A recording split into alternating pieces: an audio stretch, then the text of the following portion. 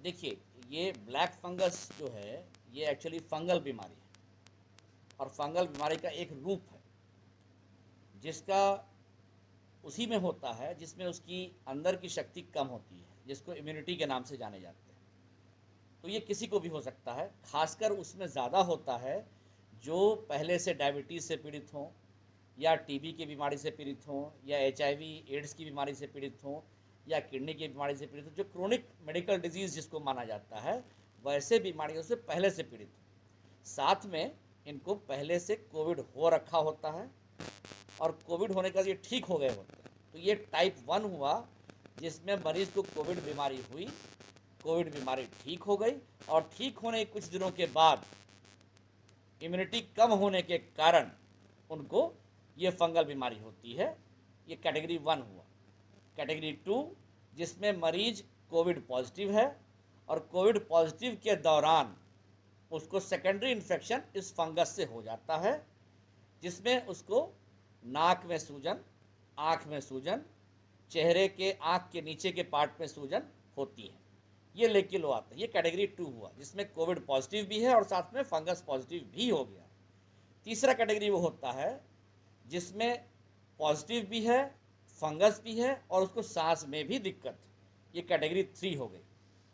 Category 4 भी है, जो कुछ अब आना शुरू हुए हैं, जिसमें ये बीमारी ब्रेन तक भी पहुंच रही है और लोगों को चक्कर आ रहा है, खास करके लोग बेहोशी जैसा फील कर रहे हैं या उनका अंग कुछ कम काम कर रहा है, जिसको शुरुआती दौर का लकवा कहिए, वैसे बीमारी लेके भी आ रहा है।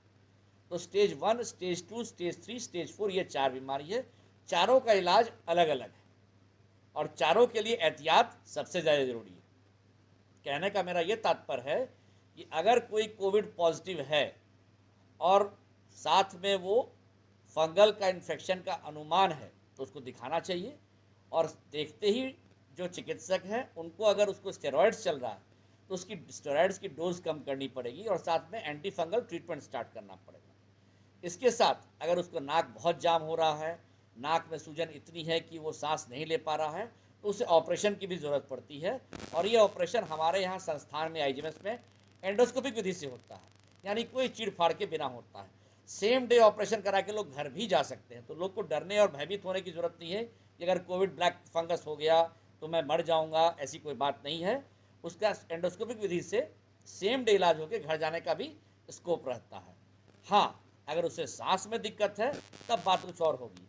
सांस में दिक्कत वाले को सांस का भी इलाज करना पड़ेगा। इसका मतलब कि उसका जो फंगस है उसके साथ जो वायरस है वो उसके लंग को इफेक्ट किया है, तो इलाज लंग का भी करना पड़ेगा, साथ में फंगस का भी करना पड़ेगा। होम आइसोलेशन में जो है सर, उनमें भी एक केसेस देखने को मिला है क्या ब्लैक फंगस के? जी, जैसा कि मैंने पहले बताया, ऐसा मरीज़ जो पहले कोविड पॉजिटिव था, बाद में कोविड नेगेटिव हो गया और उसकी दवाई स्टेरॉइड्स चल रही होती है।